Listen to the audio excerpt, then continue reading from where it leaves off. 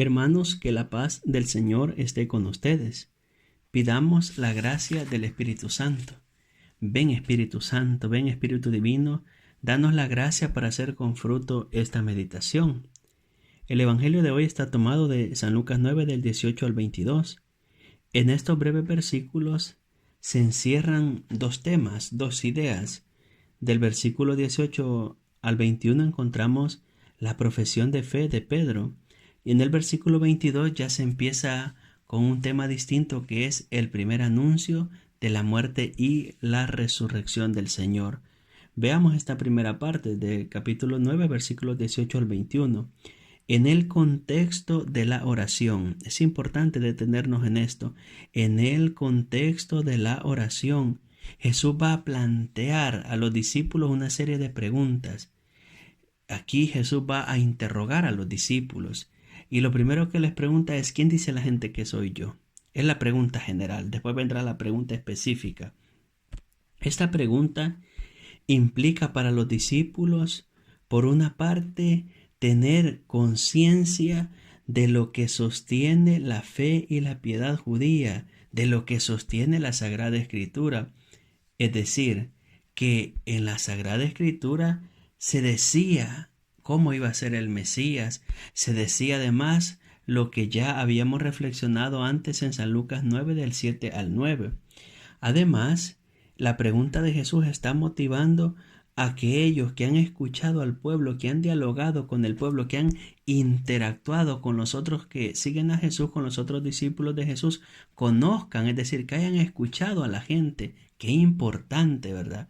Jesús indirectamente está motivando a escuchar al pueblo. Cuando los pastores escuchan al pueblo de Dios, la cosa avanza mejor. Cuando los pastores cierran los oídos y el corazón al pueblo de Dios, la cosa sí que va mal.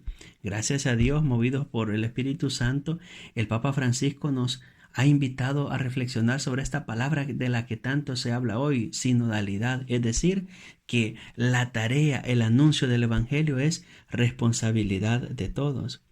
Pues la pregunta, ¿quién dice la gente que soy yo? La pregunta general, que implica, como ya he dicho, que los discípulos tengan conciencia de lo que la gente dice, que hayan escuchado a la gente y además que tengan en cuenta lo que dice la Escritura. Es decir, no es una respuesta vaga, no es una respuesta solo por ver qué sale.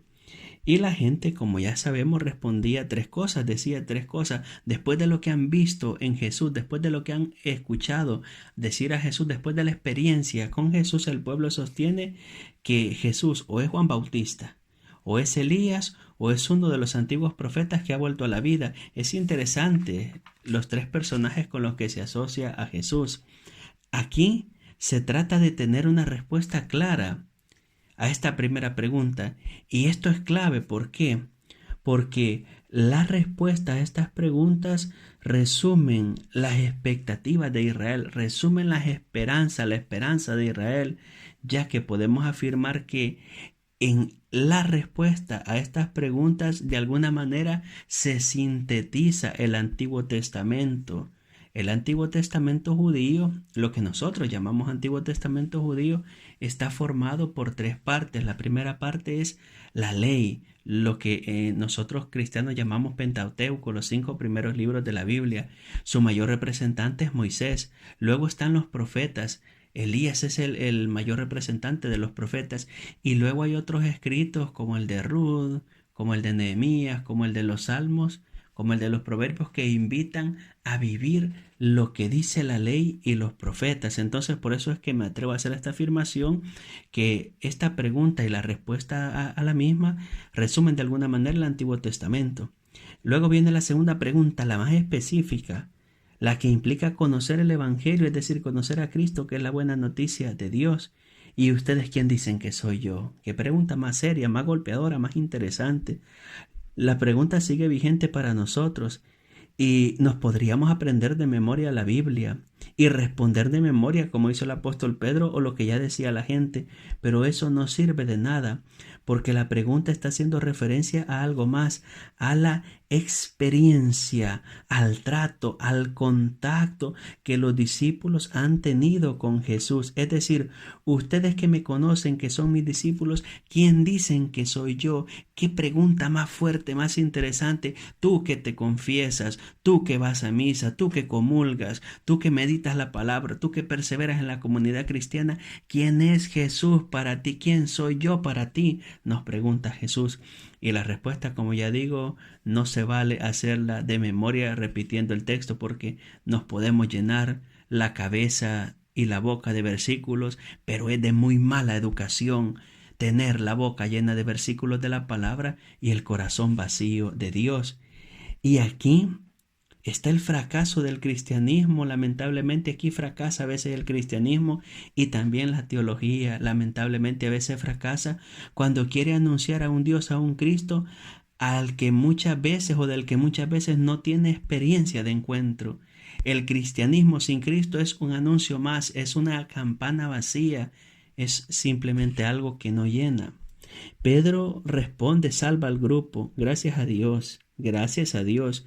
Nosotros tenemos a lo largo de la historia del cristianismo a los santos y a los mártires, que son la mejor respuesta a la pregunta ¿quién es Jesús? Su vida, su testimonio, su entrega son para nosotros la respuesta a tal pregunta. Pero ahora nos toca a nosotros ser la respuesta con nuestra vida, es decir, ¿quién es Jesús? Para responder a esa pregunta lo vamos a hacer con nuestra vida, con nuestras acciones. Por otra parte, decía yo que habían como dos momentos en el Evangelio, dos temas. Luego, San Lucas 9, el versículo 22, empieza a narrar el anuncio o se anuncia por primera vez la muerte y resurrección del Señor.